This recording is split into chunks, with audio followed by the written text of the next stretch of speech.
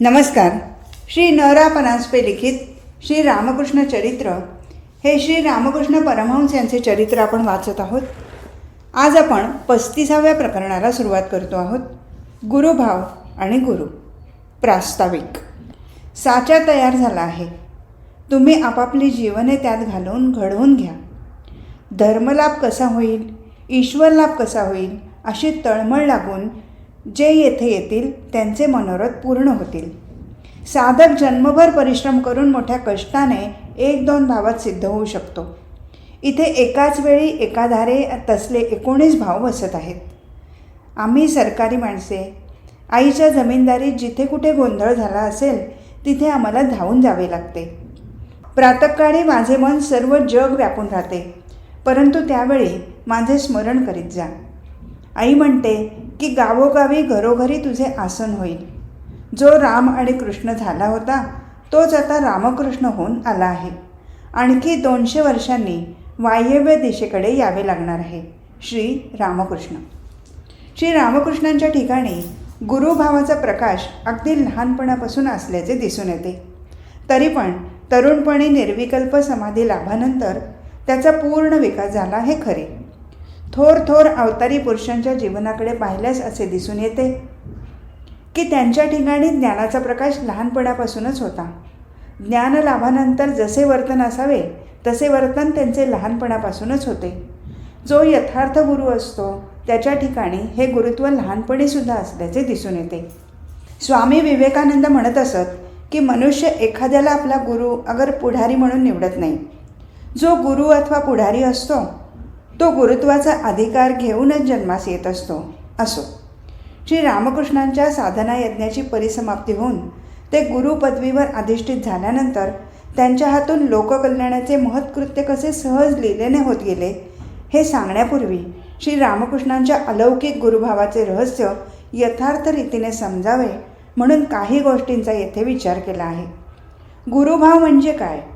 एखाद्या महापुरुषाच्या ठिकाणी त्याचा पूर्ण विकास होणे केव्हा संभवते?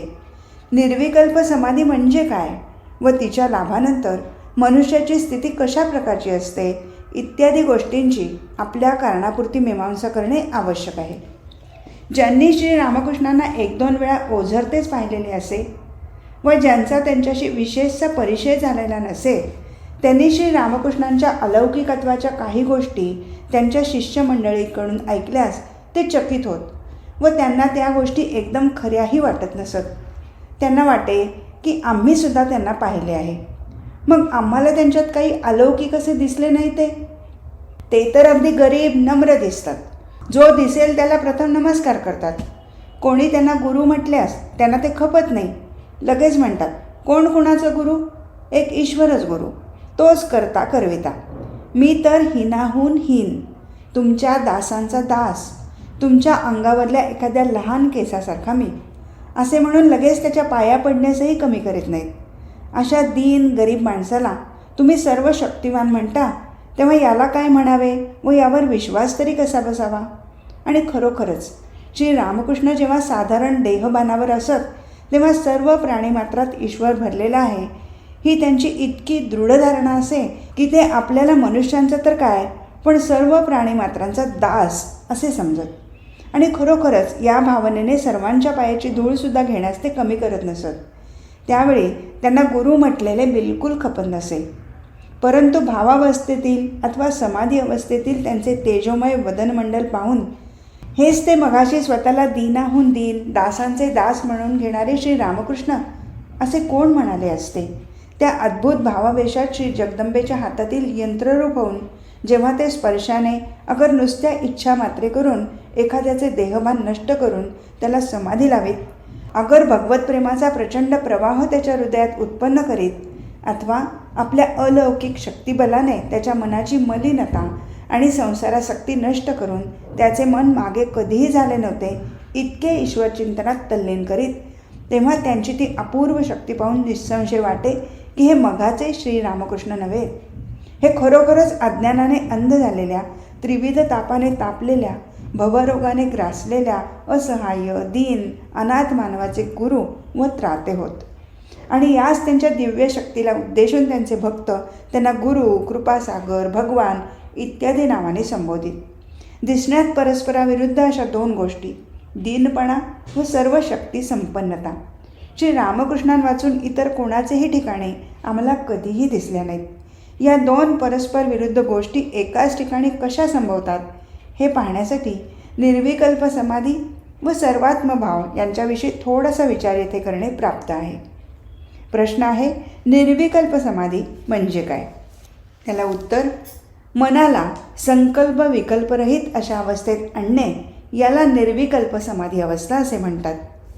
संकल्प विकल्प म्हणजे काय? बाह्य जगतातील रूपरसादी विषयांचे ज्ञान अथवा त्याचा अनुभव, सुखदुःखादी उर्मी, कल्पना, विचार, अनुमान इत्यादी मानसिक व्यापार आणि मी हे करीन, हे समजून घेईन, याचा भोग घेईन, त्याचा त्याग करीन इत्यादी मनाच्या विविध वृत्ती त्यांना संकल्प विकल्प म्हणतात. या वृत्ती कशामुळे उत्पन्न होतात? मी हे ज्ञान अथवा बोध असला म्हणजे जर हे मीपणाचे ज्ञान हा अहंकार कायमचा नष्ट झाला अथवा काही वेळापुरता तरी नाहीसा झाला तर त्यावेळी मनामध्ये कोणतीच वृत्ती उत्पन्न होत नाही. मूर्छेमध्ये अथवा गाढ निद्रेमध्ये सुद्धा हा मीपणाचा बोध उरत नाही. मग निर्विकल्प समाधी म्हणजे अशी एखादी अवस्था आहे की काय? नाही. मूर्छा अथवा गाढ निद्रा या अवस्थात मीपणाचा बोध नसतो असे नव्हे, तो असतोच. इतकेच की ज्या मेंदुरूप यंत्राच्या सहाय्याने मन मी करत असते त्या यंत्राची क्रिया काही वेळेपर्यंत थोडीफार बंद पडलेली असते, परंतु आपल्या सर्व वृत्ती आत गजबजलेल्या असतातच. श्री रामकृष्ण याला एक सुंदर दृष्टांत देत. कबुतरे वाटाणे खाऊन गळा फुगवून गट्टर घुम असा आवाज करीत असतात. एखाद्याला अगदी वाटेल की त्याच्या तोंडात काहीसुद्धा नाही, पण त्याच्या गळ्याला हात लावून पहा बरे, असे दिसेल की त्याच्या तोंडात वाटाणेच असे नुसते ठेचून भरलेले आहेत. मूर्छा अगर सुषुप्तीमध्ये तुम्ही म्हणता त्याप्रमाणे मीपणाचा बोध असतो हे समजावे कशावरून? प्रत्यक्ष फळ पाहून. मूर्छेमध्ये अथवा सुषुप्तीमध्ये हृदयाचे स्पंदन, हातापायाच्या नाड्या, रुधिराभिसरण वगैरे सर्व शारीरिक क्रिया सुरूच असतात, त्या बंद पडत नाहीत. कारण या क्रियासुद्धा मीपणाच्या बोधाच्या आश्रयानेच घडत असतात. दुसरी गोष्ट, मूर्छेची अगर सुषुप्तीची बाह्य लक्षणे काही अंशी समाधीसारखीच असली तरी त्यातून मनुष्य जेव्हा सावध होतो तेव्हा त्याचे ज्ञान अथवा आनंद जसाच्या तसाच असतो. तो मुळीच वाढलेला अथवा कमी झालेला नसतो. त्याच्या वृत्तीही जशाच्या तशाच असतात. उदाहरणार्थ, कामी मनुष्याचं काम जसाच्या तसा असतो, लोभी मनुष्याचा लोभ जसाच्या तसा असतो इत्यादी. निर्विकल्प समाधी अवस्थेचा अनुभव प्राप्त झाल्यावर या सर्व वृत्ती नाहीशा होतात. अंतःकरण अपार आनंदाने भरून जाते व जगत्कारण भगवानाच्या साक्षात दर्शनाने ईश्वर आहे की नाही वगैरे संशय पार नाहीसे होऊन जातात. बरे, समजले की निर्विकल्प अवस्था प्राप्त होऊन काही काळपर्यंत श्री रामकृष्णांच्या मीपणाचा लोप झाला होता. मग पुढे काय झाले? याप्रमाणे मीपणाच्या बोधाचा लोप झाल्यावर कारण स्वरूपिणी जगदंबेचे साक्षात दर्शन श्री रामकृष्णांना झाले. पण तेवढ्यानेच तृप्ती न होऊन सदा सर्व काळ तसेच दर्शन व्हावे म्हणून त्याच अवस्थेत राहण्याचा ते प्रयत्न करू लागले. हा प्रयत्न चालू असता केव्हा केव्हा त्यांच्या मीपणाचा पूर्ण लोप होऊन शरीरावर मृताची सर्व लक्षणे दिसून यावी. आत मात्र श्री जगदंबेचे पूर्ण दर्शन घडत असावे. केव्हा केव्हा मीपणाचा अल्पांश मात्र शिल्लक राहून शरीरावर जिवंतपणाची थोडीफार लक्षणे दिसून यावी व आत त्यांच्या शुद्ध सत्वगुणमय मनाच्या पडद्यातून श्री जगदंबेचे किंचित बाधायुक्त दर्शन होत असावे. अशा रीतीने कधी मीपणाचा पूर्ण लोप व मनाच्या सर्व वृत्तींचा पूर्ण लय होऊन जगदंबेचे पूर्ण दर्शन व्हावे, तर कधी मीपणाचा थोडासा अंश उरून थोड्याशा चित्तवृत्तीही उरून श्री जगदंबेचे ओझरते दर्शन व्हावे. असा प्रकार एकसारखा 6 महिने सुरू होता. त्यानंतर श्री जगदंबेने म्हणा की श्री भगवानाने म्हणा की जे विराट चैतन्य अथवा जी विराट शक्ती जगद्रूपाने प्रकाशित असून सर्व चराचरात ओतप्रोत भरून उरून निरनिराळ्या नामरूपाने नटलेली आहे तिने म्हणा. त्यांना अरे तू भावमुखी राहा असा आदेश केला. भावमुखी राहा म्हणजे अहंकाराचा पूर्ण लोप करून निर्गुण भावामध्ये अवस्थान करू नकोस, तर ज्यापासून या अनंत भावांची उत्पत्ती होत असते तो विराट अहंकारच मी. त्याची इच्छा तीच माझी इच्छा, त्याचे कार्य तेच माझे कार्य, ही भावना सदा सर्व काळ मनात वागवून आपले आयुष्य घालो व लोककल्याण साध, असा आदेश केला. या अवस्थेला पोचल्यावर मी अमक्याचा मुलगा, मी तमक्याचा पिता, मी ब्राह्मण इत्यादी सर्व गोष्टी मनातून अगदी धुवून पुसून काढल्या जातात व मी तो विश्वव्यापी मी आहे याच गोष्टीचा बोध सदा सर्व काळ जागृत राहतो. श्री रामकृष्ण वरचेवर म्हणत, बाबांनो, मी अमक्याचा मुलगा, मी तमक्याचा बाप, मी ब्राह्मण अथवा मी शूद्र, मी पंडित अथवा मी श्रीमंत, हा सगळा कच्चा अहंकार. यानेच मनुष्य बंधनात पडतो. या अहंकाराचा त्याग करावा आणि मी भगवंताचा दास, मी त्याचा भक्त, मी त्याचे अपत्य, मी त्याचा अंश, हा पक्का अहंकार हा सदैव मनात वागवावा. याप्रमाणे निरंतर भावमुखी राहून विराट अहंकाराशी आपले ऐक्य असल्याचा ते जेव्हा अनुभव घेत, तेव्हा अर्थातच ते श्री जगदंबेच्या निर्गुण भावापासून काही पायऱ्या खाली उतरलेले असतात हे सांगाव्यास नकोच. परंतु या अवस्थेत सुद्धा त्यांचा एकत्वाचा अनुभव इतका दृढ असे की या ब्रह्मांडातील सर्व व्यवहार आपणच करीत आहो असा त्यांना प्रत्यक्ष अनुभव येईल.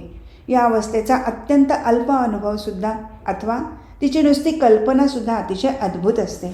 या त्यांच्या सर्वात्म भावासंबंधीची 1-2 उदाहरणे येथे सांगितल्यास वाचकांना त्याची थोडीशी कल्पना येईल.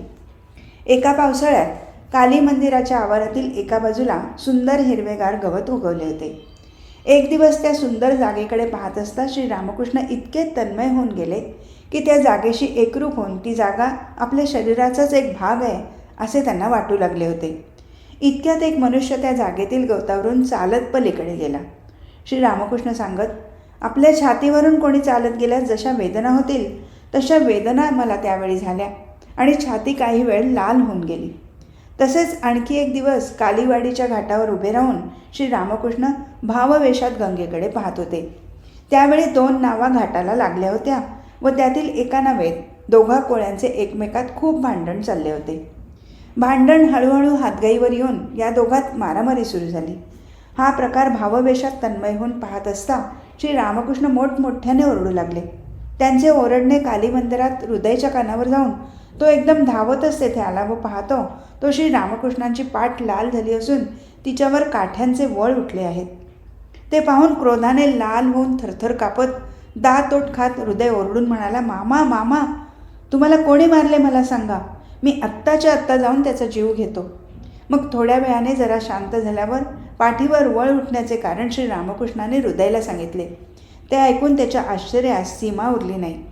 हाही सर्वात्म भावाच्या खाली मायेच्या राज्यात जेव्हा श्री रामकृष्णांचे मन उतरे तेव्हा त्यांच्या मनात मी श्री जगदंबेचा दास, मी तिचा भक्त अथवा मी तिचे अपत्य अथवा मी तिचा अंश हाच भाव सदैव जागृत असे. या अवस्थेच्या फार खालच्या बाजूला अविद्या मायेचे काम, क्रोध, लोभ, मोह इत्यादिकांच्या बळावर चाललेले राज्य आहे. निरंतर अभ्यासाने आणि ईश्वर चिंतनाने या राज्याचा सर्वस्वी त्याग केला असल्यामुळे श्री रामकृष्णांचे मन त्या राज्याच्या सीमेत कधीही उतरत नसे अथवा श्री जगदंबाच त्यांना त्यात उतरू देत नसे. कारण ते नेहमी म्हणत, ज्याने आपला सर्व भार आईवर टाकला त्याचा पाय आई कधीही बेताल पडू देत नाही. या सर्व विवेचनावरून दिसून येईल की निर्विकल्प समाधी लाभानंतर श्री रामकृष्णांच्या कच्च्या अहंकाराचा पूर्णपणे लोप झाला होता व अहंकाराचा जो काय थोडाफार अंश त्यांच्यामध्ये शिल्लक उरला होता तो विराट अथवा पक्क्या अहंकाराशी चिरसंयुक्त झालेला होता. याच कारणाने सर्व प्रकारच्या लोकांच्या सर्व प्रकारच्या भावांचे त्यांना सहज आकलन होईल. कारण मानव मनातील सर्व भावतरंग तरी याच विराट अहंकाराच्या आश्रयाने उत्पन्न होत असतात. अशा प्रकारच्या उच्च अवस्थेमध्ये भगवानाचा अंश अथवा अपत्य मी हा सुद्धा त्यांच्या मनातील भाव हळूहळू लुप्त होऊन जाऊन त्यांच्या जागी विराट अहंकार अथवा श्री जगदंबेचा अहंकार स्फुरण पाहू लागेल आणि त्यांच्यामधील निग्रहानुग्रह सामर्थ्य गुरुरूपाने प्रगट होईल. अशा वेळी ते दिनाहून दिन दासांचे दास राहत नसत. त्यावेळी त्यांचे बोलणे, चालणे, दुसऱ्याशी वर्तन वगैरे व्यवहार अगदी निराळ्या तऱ्हेने होऊन जात. त्यावेळी ते साक्षात कल्पतरूच होऊन तुला काय पाहिजे असे आपल्या भक्ताला मोठ्या प्रेमाने विचारित. जणू काही आपल्या भक्ताच्या सर्व इच्छा आपल्या दिव्य शक्तीच्या जोरावर पूर्ण करण्यासच ते बसले आहेत. दक्षिणेश्वरी दर शनिवारी आणि मंगळवारी आणि विशेष पर्वकाळी असे भावात्पन्न होऊन निरनिराळ्या भक्तांवर त्यांनी कृपा केल्याची कितीतरी उदाहरणे आहेत. या त्यांच्या दिव्य शक्तीचे 1886च्या जानेवारीत काशीपुरात घडलेले एक उदाहरण अत्यंत अद्भुत असल्यामुळे तो प्रसंग येथे सविस्तर वर्णन करू. श्री रामकृष्णांच्या गळ्याला काही रोग झाल्यामुळे डॉक्टर महेंद्रलाल सरकार यांच्या सांगण्यावरून औषधाच्या सोयीसाठी व बागेतील हवा शुद्ध म्हणून भक्तमंडळींनी कलकत्त्याजवळच काशीपुरातील गोपालबाबूंच्या बगीच्यातील बंगला भाड्याने घेऊन त्यात श्री रामकृष्णांना ठेवले होते. तेथे डॉक्टरांचे औषध सुरू केले होते व त्यापासून थोडाफार गुणही दिसत होता. तरी पण या जागेत आल्यापासून एक दिवससुद्धा श्री रामकृष्ण वरच्या मजल्यावरून खाली बागेत फिरण्यास वगैरे उतरले नव्हते. आज त्यांना रोजच्यापेक्षा बरे वाटत असल्यामुळे बागेत हिंडण्याची इच्छा त्यांनी प्रदर्शित केली होती. अर्थातच आज श्री रामकृष्ण खाली येणार म्हणून मंडळींना आनंद झाला होता. श्री रामकृष्णांच्या सेवेला संन्यासी भक्तमंडळी तेथे सर्व काळ राहत. गृही भक्तांच्या मागे संसाराचा व्याप असल्यामुळे ते नेहमीच तेथे राहत नसत. ते येऊन जाऊन येथे असत व श्री रामकृष्णांच्या सेवेत असलेल्या मंडळींचा सर्व बंदोबस्त ठेवीत. आज जानेवारीची 1 तारीख 1886. सुट्टी असल्यामुळे आज काशीपुरात पुष्कळ भक्तमंडळी जमली होती. दुपारी 3 वाजण्याचा सुमार होता. श्री रामकृष्ण रेशीम काठी धोतर नेसून अंगात एक सदरा घालून व अंगावर एक लाल किनारीची चादर घेऊन डोक्याला एक कानटोपी व पायात जोडा घालून स्वामी अद्भुतानंदांबरोबर वरून हळूहळू खाली उतरले व पश्चिमेच्या दाराने बगीचात फिरण्यास निघाले. गृही भक्तांपैकी काही जण मोठ्या आनंदाने त्यांच्या मागून मागून चालू लागले. नरेंद्र वगैरे तरुण भक्तांनी रात्रभर भजन जपध्यान वगैरे करून जागरण केले असल्यामुळे ते एका खोलीत निजले होते.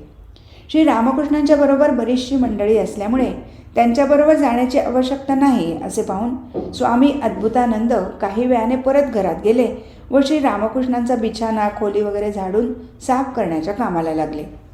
गृही भक्त मंडळींपैकी श्रीयुत गिरीशचंद्र घोष यांचा ईश्वरानुराग त्यावेळी अत्यंत प्रबल होता. त्यांच्या अद्भुत विश्वासाची अतिशय प्रशंसा करून एकदा श्री रामकृष्ण म्हणाले, गिरीशचा 17 आणे विश्वास आहे. त्याची अवस्था पाहून पुढे लोक चकित होतील.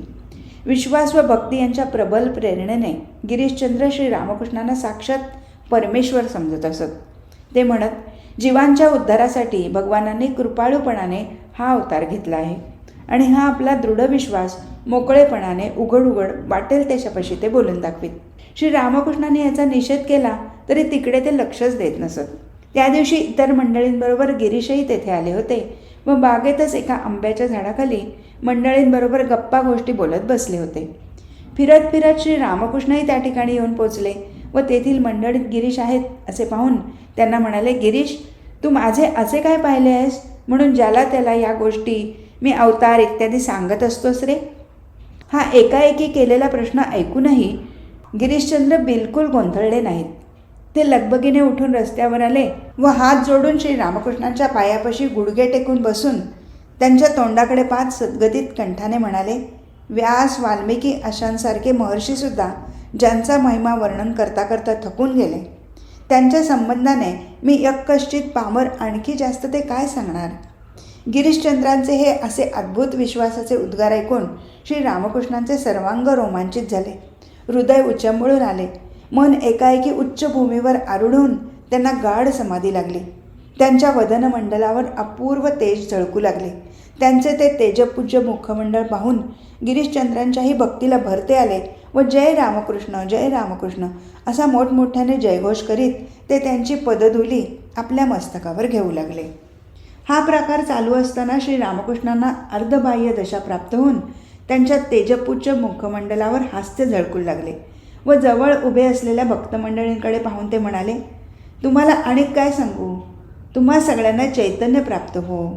ही वरप्रदानाची वाणी ऐकून मंडळीही आनंदातिशयाने जय रामकृष्ण असा जयघोष करून कोणी त्यांना नमस्कार करू लागले, कोणी त्यांच्यावर फुले उधळू लागले तर कोणी त्यांची पदधुली ग्रहण करू लागले. एक जण त्यांच्या पायावर डोके ठेवून नंतर उभा राहिला. त्याबरोबर त्या अर्धबाह्य अवस्थेसच त्यांच्या वक्षस्थळावर खालून वर हात फिरवून श्री रामकृष्ण म्हणाले, तुला चैतन्य प्राप्त हो. दुसरा त्यांच्या पायावर डोके ठेवून उभा राहता क्षणीच श्री रामकृष्णाने पुन्हा तसेच केले. तिसऱ्यालाही तसेच, चौथ्यालाही तसेच.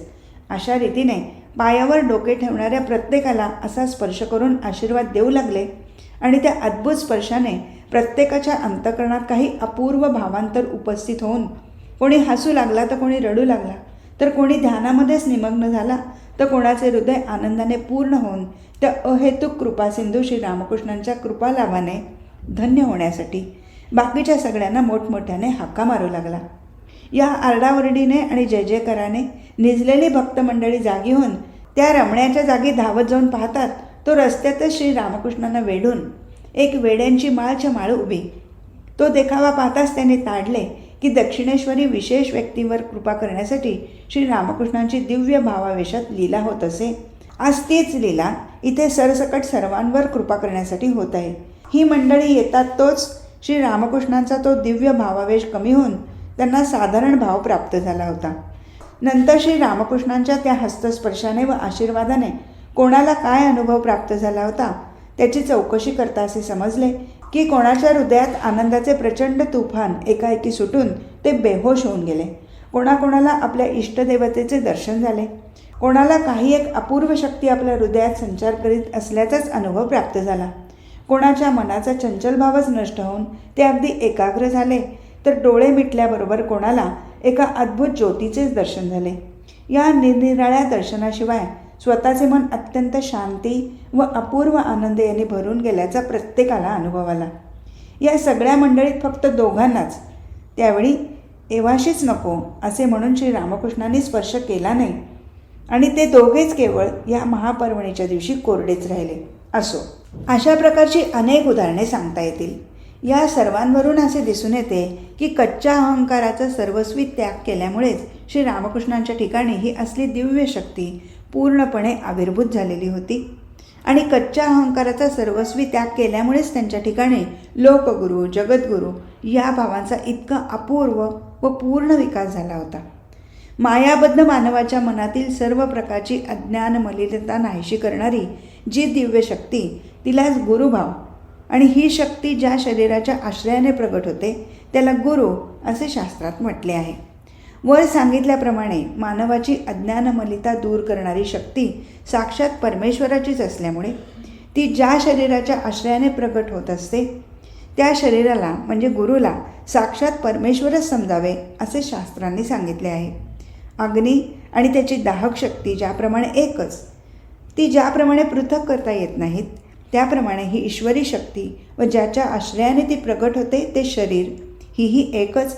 आणि हीच गोष्ट स्पष्ट करण्यासाठी गुरुर ब्रह्मा गुरुर विष्णू गुरुर देवो महेश्वरा, गुरुर साक्षात परब्रह्म वगैरे गुरु व परमेश्वर यांचे ऐक्य दाखवणारी वचने सांगून शास्त्रांनी गुरुभक्तीचे एवढे महत्त्व वर्णन केले आहे. परंतु भक्तिमार्गात नवीनच प्रविष्ट झालेल्या साधकाला गुरुविषयी साक्षात परमेश्वरासारखा आदर एकदम वाटत नाही. त्याला वाटते गुरुभावावर श्रद्धा ठेवून गुरुभावाची भक्ती करता येईल, पण ज्या देहाच्या आश्रयाने हा भाव प्रकट होतो त्याविषयी आमच्या मनात परमेश्वरासारखी श्रद्धा कशी उत्पन्न व्हावी. परंतु अशा लोकांना एवढेच सांगणे आहे की असे तुम्हाला करता येत नसेल तर करू नका, परंतु स्वतःची फसवणूक मात्र करून घेऊ नका इतकेच. शक्ती अथवा भाव आणि ज्याच्या आश्रयाने हे दोन्ही प्रकाशित होतात तो आधार, या दोन गोष्टी कोणी कधी वेगवेगळ्या अस्तित्वात असलेल्या पाहिल्या आहेत का? तर मग अग्नी व त्याची दाहक शक्ती या दोन गोष्टी वेगवेगळ्या करून एकीचे ग्रहण व दुसरीचा त्याग तुम्ही कसा करू पाहता? आपण व्यवहारात सुद्धा प्रत्यक्ष पाहतो की आपले एखाद्यावर प्रेम असल्यास त्याच्या सामान्य वस्तूविषयी सुद्धा आपल्याला अत्यंत प्रेम वाटते व ती आपण शिरावर धारण करतो. तो ज्या जागेवरून चालत गेला असेल तेथील मातीसुद्धा आपल्याला पवित्र वाटते. तर मग ज्या शरीराच्या आश्रयाने साक्षात परमेश्वर आपली पूजा ग्रहण करून आपल्यावर कृपा करतो आणि आपले सारे अज्ञान मालिन्य दूर करून आपल्याला चिरशांती सुखाचे अधिकारी करतो, त्या शरीरावर साक्षात परमेश्वरासारखी भक्तिश्रद्धा ठेवावी असे शास्त्रे सांगतात. यात आश्चर्य ते काय? श्री रामकृष्ण म्हणत असत, अत्यंत एकनिष्ठ भक्ताला आपल्या गुरुविषयी प्रेम वाटेलच, पण गुरुचा एखादा नातेवाईक अगर गुरुच्या गावचा एखादा मनुष्य भेटला तरी एकदम गुरुची आठवण होऊन त्यालाच गुरु म्हणून तो नमस्कार करील. भक्ताची गुरुभक्ती इतक्या उच्च अवस्थेला पोहोचली म्हणजे त्याला आपल्या गुरूत एकही दोष दिसत नाही. गुरु जे सांगेल ते त्याला प्रमाण, त्याची दृष्टीच तशी होऊन जाते. कावीळ झालेल्या माणसाला जसे सर्व काही पिवळेच दिसते तसे त्याचे होऊन जाते. त्याला जिकडे तिकडे ईश्वरच सर्व काही झालेला आहे असे दिसू लागते. दक्षिणेश्वरी एक दिवस श्री रामकृष्ण एका सरळ व वादप्रिय स्वभावाच्या एका शिष्याला काही गोष्ट समजावून सांगत होते, पण त्याच्या विचारशक्तीला ती गोष्ट काही केल्या पटेना. श्री रामकृष्णाने त्याला 3-4 वेळा ती गोष्ट सांगू नये. जेव्हा त्याचा तर्क आणि विचार संपेना तेव्हा किंचित रागवल्यासारखे करून पण गोड शब्दाने ते त्याला म्हणतात, तू कसा मनुष्य आहे रे? मी स्वतः सांगत आहे आणि तरीसुद्धा ते तुला पटत नाही. तेव्हा मात्र या शिष्याचे गुरुप्रेम एकदम जागृत झाले व तो किंचित लाजून म्हणाला, आपणच प्रत्यक्ष सांगता आणि मला हे पटणार नाही असे कसे होईल? इतका वेळ मी आपल्या विचारशक्तीच्या जोरावर उगीच वाद घालत होतो. हे ऐकून प्रसन्न होऊन हसतच श्री रामकृष्ण म्हणतात, गुरुभक्ती कशी असावी सांगू? गुरु जसे सांगेल तसे लागलेच दिसू लागले पाहिजे. अशी भक्ती अर्जुनाची होती. एक दिवस रथात बसून अर्जुनाबरोबर श्रीकृष्ण सहजच फिरत चालले असता मध्येच आकाशाकडे पाहून म्हणाले, आहा अर्जुना, हे पाहिलेस का? कसे एक सुंदर कबूतर उडत चालले आहे ते. आकाशाकडे पाहून अर्जुन लागलीच म्हणाला, खरंच कृष्णा, किती सुंदर कबूतर आहे ते. पण पुन्हा श्रीकृष्ण वरपण म्हणाले, छे छे अर्जुना, अरे हे कबूतर नव्हे. अर्जुन तिकडे पाहून पुन्हा म्हणाला, खरेच कृष्णा, अरे हे कबूतर दिसत नाही. आता हे तू लक्षात घे की अर्जुन महान सत्यनिष्ठ. उगीच कृष्णाची खुशामत करण्यासाठी तर तो असे म्हणाला नाही, पण श्रीकृष्णाच्या शब्दावर त्याचा इतका विश्वास आणि भक्ती की कृष्णाने जे काही सांगितले ते अर्जुनाला अगदी लगेच दिसू लागले. असो, ही ईश्वरी शक्ती सर्व मनुष्याच्या मनात कमी अधिक प्रमाणात वास करीत असल्यामुळे गुरुभक्तिपरायण साधक अखेरीस अशा अवस्थेला जाऊन पोहोचतो की त्यावेळी ही शक्ती त्याच्या स्वतःमध्येच आविर्भूत होऊन त्याच्या मनातील सर्व संशयाचा उलगडा करून गूढ गूढ आध्यात्मिक तत्वे त्याला समजावून देते. मग आपले संशय दूर करून घेण्यासाठी त्याला त्यावेळी कोठेही दुसरीकडे जावे लागत नाही. या अवस्थेसंबंधाने श्री रामकृष्ण म्हणत असत, शेवटी मनच गुरु होते. परंतु ते मन व आपले नेहमीचे मन यात फार फरक आहे. आपले नेहमीचे मन म्हणजे अशुद्ध व अपवित्र असून भोगसुखाच्या कामकांचनासक्तीच्या मागे लागलेले असते आणि हे मन शुद्ध व पवित्र असून ईश्वरी शक्ती प्रकट होण्याचे यंत्रस्वरूप बनलेले असते. तसेच ते म्हणत, गुरु म्हणजे जशी सखी, जोपर्यंत राधेची व कृष्णाची भेट झालेली नसते तोपर्यंत सखीचे काम संपत नाही. श्री गुरु आपल्या शिष्याचा हात धरून त्याला उच्चतर भावप्रदेशात नेत नेत त्याच्या इष्टदेवतेसमोर आणून, हं शिष्या, हे बघ तुझे इष्टदैवत असे म्हणून स्वतः अंतर्धान पावतात. एक दिवस श्री रामकृष्णांच्या तोंडून गुरुभावाचे याप्रमाणे रहस्य ऐकून त्यांचा एक अत्यंत अनुगत भक्त तर मग अखेरीस एक दिवस श्री गुरूंची व आपली ताटातूट होणार असे वाटून व्यथित अंतःकरणाने त्यांना म्हणाला, महाराज, तेव्हा गुरु कोठे जातात बरे? श्री रामकृष्ण म्हणाले, गुरु त्या इष्टदेवतेशी एकरूप होऊन जातात. गुरु, कृष्ण, वैष्णव हे तीनही एकच, एकाचीच ती 3 रूपे. आज इथेच थांबू. हरिओम तत्सत.